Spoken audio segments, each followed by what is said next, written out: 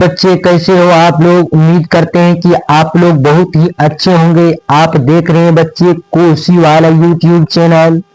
पिछले वीडियो में हमने वर्णिका के चैप्टर 1 और चैप्टर 2 की ऑब्जेक्टिव को पूरा कर लिए थे। यहाँ चैप्टर 3 की ऑब्जेक्टिव को पूरा करेंगे। माँ कहानी है और माँ कहानी जो है एक गुजराती कहानी है। माँ कहानी कौन सी कहानी है बच्चों, किस भाषा की कहानी है? गुजराती भाषा की कहानी है। इसके लेखक जो है ईश्वर पेटलीकर है और इसका जो ये गुजराती कहानी है इसके हिंदी में अनुवाद करने वाले गोपाल दास नागर थे बच्चों। चलिए अब इसके ऑब्जेक्टिव पे चलते हैं बच्चों। चलिए इसका पहला प्रश्न देखिए बच्चों, कहता है 3 गोरे निष्णात डॉक्टरों ने एक मत होकर मंगू के पागलपन का क्या निदान प्रकट किया। तो तीनों निष्णात डॉक्टर ने कहा कि पागलपन को क्या करना है बच्चों, पागलपन को मिटाना संभव नहीं है। चलिए अगला प्रश्न की ओर बढ़ते हैं बच्चों। अगला प्रश्न देखिए, अगला प्रश्न है बच्चों, कहता मंगू कब से पागल था। तो आपको बता दो बच्चों, मंगू जो है जन्म से ही क्या था, पागल था, जन्म से ही पागल था। चलिए अगला क्वेश्चन की ओर बढ़ते, अगला क्वेश्चन में देखिए, कहता माँ शीर्षक कहानी में किसने अपने बड़े पुत्र को घर आने के लिए पत्र लिखवाया था। तो माँ जी ने अपने बड़े पुत्र को आने के लिए पत्र लिखवाई थी, ठीक है, पत्र लिखवा के उनको भेजी थी। चलिए अगले प्रश्न की ओर बढ़ जाते हैं। मंगू किस कहानी का पात्र है बच्चों। तो मंगू जो है माँ कहानी का पात्र है, जिसमें मंगू क्या है, एक पागल लड़की है बच्चों। चलिए अगले प्रश्न की ओर बढ़िए। अगला प्रश्न है, कहता है किसके साहित्य में गुजरात का समय और समाज, नए पुराने मूल्य दर्शन और कला आदि का वर्णन मिलता है। तो जो ईश्वर पेटलीकर का साहित्य है उनमें जो है गुजरात के समय और समाज के नए मूल दर्शन और कला का वर्णन मिलता है बच्चों। चलिए अगले प्रश्न की ओर बढ़ते हैं। अगला प्रश्न है, मंगू की माँ अस्पताल के लिए किसकी उपमा दे रही थी। मंगू की माँ जो है अस्पताल को गौशाला की उपमा दे रही थी। क्यों गौशाला की उपमा दे रही थी, क्योंकि उनको भय था कि वहां कौन देखरेख करेगा मरीज का, इसीलिए वह गौशाला की उपमा देती थी। चलिए अगला प्रश्न है, ईश्वर पेटलीकर कहाँ के लोकप्रिय कथाकार है। तो ईश्वर पेटलीकर जो है गुजरात के लोकप्रिय कथाकार है और इसका एक उपन्यास है काला पानी, जो कि बहुत प्रसिद्ध है बच्चों। क्या है, काला पानी, इसका उपन्यास है ईश्वर पेटलीकर का, जो बहुत ही प्रसिद्ध है। चलिए अगला क्वेश्चन की ओर बढ़ जाते हैं। अगला क्वेश्चन देखिए, कहता है पागलों के अस्पताल में उपद्रवी मरीजों को कैसे रखा जाता था। तो जो भी उपद्रवी मरीज था उसको जो है कमरे में बंद करके रखा जाता था बच्चों। कैसे रखा जाता था, कमरे में बंद करके। चलिए अगला क्वेश्चन देखिए, कहता है मंगू को अस्पताल में भर्ती करने के लिए माँ के पुत्र ने किसका ऑर्डर प्राप्त किया। तो मजिस्ट्रेट साहब का ऑर्डर प्राप्त किया था बच्चों मंगू को भर्ती कराने के लिए। चलिए अगला क्वेश्चन देखिए। अगला क्वेश्चन है, माँ को कितनी पुत्रियां थी।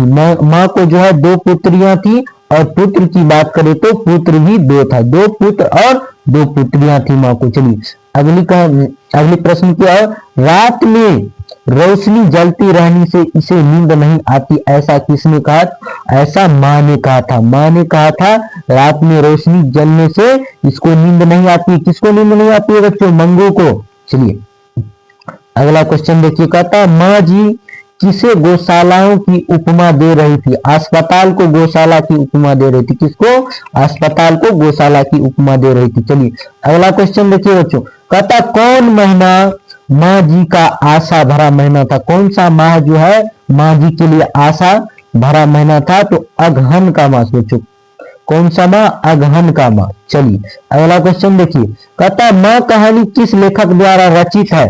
तो माँ कहानी जो है ईश्वर पेटलीकर के द्वारा रचित है और इसको हिंदी में ट्रांसलेट करने वाले, भाषांतरित करने वाले गोपाल दास नागर थे। चलिए अगली क्वेश्चन की ओर, मंगू की माँ की कितनी संतानें थी। मंगू की माँ की 4 संतानें थी, 2 लड़कियां और 2 लड़का। चलिए अगला क्वेश्चन देखिए, कहता माँ कहानी का हिंदी रूपांतरण किसने किया था। तो हिंदी रूपांतरण पहले ही बताए थे, गोपाल दास नागर किया था। कौन किया था बच्चों, गोपाल दास नागर किया था। चलिए अगली क्वेश्चन की ओर बढ़िए। देखिए अगला क्वेश्चन है, मंगू के अलावा उसकी माँ की कितनी संतानें थे? तो मंगू के अलावा उसकी माँ की 3 संतानें थे बच्चों। कितनी संतान थी? 3 संतान थी। कितने? 3 संतान। सही आंसर सी हो जाएगा 3। चलिए अगला क्वेश्चन देखिए, कहता है मंगू जन्म से थी, तो जन्म से क्या थी मंगू बच्चों? जन्म से क्या थी? पागल थी। क्या थी? जन्म से ही पागल थी। चलिए अगले क्वेश्चन की ओर बढ़ते हैं बच्चा। देखिए कहता है काला पानी ईश्वर पेटली कर की लोकप्रिय है। काला पानी ईश्वर पेटलीकर की लोकप्रिय क्या है? कहानी है, उपन्यास है, नाटक है, निबंध है? तो पहले बताइए, इसका उपन्यास है। क्या बच्चों? प्रसिद्ध उपन्यास है ईश्वर पेटलीकर का काला पानी। चलिए अगली क्वेश्चन की ओर बढ़ते हैं। अगला क्वेश्चन देखिए, कहता है खून की सगाई किसकी प्रसिद्ध कहानी है? खून की सगाई जो है ईश्वर पेटलीकर की प्रसिद्ध कहानी बच्चों। ईश्वर पेटलीकर की क्या है? प्रसिद्ध कहानी है खून की संग्रह, खून की सगाई बच्चों।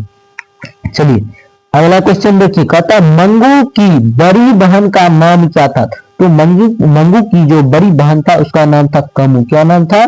कमू नाम था। चलिए अगला क्वेश्चन देखिए, कहता है ईश्वर पेटलीकर किस भाषा के लोकप्रिय कथाकार है? देखिए कितना इंपोर्टेंट क्वेश्चन है। 25 में पूछा गया है, 20 में पूछा गया, 21 में पूछा गया, 22 में पूछा गया, बार बार दोहराया जा रहा है। बहुत इंपोर्टेंट क्वेश्चन है बच्चों।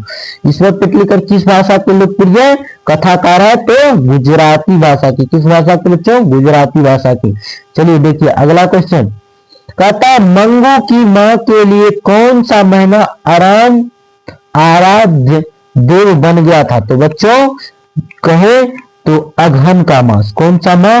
अगहन का माह जो है उसके लिए एकदम से आरामदायक हो गया था, आराध्य देव की तरह हो गया था। चलिए बच्चों अगले क्वेश्चन की ओर बढ़ जाते हैं। अगला क्वेश्चन देखिए, कहता है 2 पुत्र और 2 पुत्री किसकी है? पहले ही बताओ बच्चों, मंगू की माँ की 2 पुत्री और 2 पुत्र थी। चलिए तो क्या हो जाएगा? मंगू की माँ हो जाएगी। चलिए अगले क्वेश्चन की ओर बढ़ते हैं। अगला क्वेश्चन देखिए बच्चों, कहता है मंगू की प्राकृतिक मौत को माँ क्या समझती थी? छुटकारा समझती थी। क्या समझती थी? छुटकारा समझती थी। चलिए अगला क्वेश्चन देखिए, कहता है अंदर किसी को जाने का नियम नहीं है, यह किसने कहा? तो ऐसा कहने वाले कौन थे? मेट्रन। कौन थे बच्चों? यहाँ मेटून लिखा गया, मेट्रन होगा बच्चों। क्या होगा? मेट्रन होगा, याद रखना। मेट्रन, मेटून नहीं, मेट्रन। चलिए अगले क्वेश्चन की ओर बढ़ते हैं। अगला क्वेश्चन देखिए और लास्ट क्वेश्चन है, मंगू को भर्ती करने के लिए माँ ने किसे पत्र लिखकर बुलाया था? तो बड़े पुत्र को पत्र लिखकर बुलाए थे। तो इसमें टोटल जो है 27 प्रश्न थे और टोटल 27 प्रश्न क्या थे बच्चों? इंपोर्टेंट प्रश्न थे। तो आप कमेंट करके जरूर बताइए बच्चों 27 प्रश्न में से आपको कितना प्रश्न याद था। चलिए अगली वीडियो में जो है अगली चैप्टर का क्वेश्चन देखेंगे। चलिए अगर वीडियो अच्छा लगे तो चैनल को लाइक और सब्सक्राइब जरूर करें बच्चों, और दोस्तों में शेयर जरूर कर दे। अगर फेसबुक पेज पे देख रहे हैं तो फेसबुक पेज को फॉलो जरूर करें बच्चों।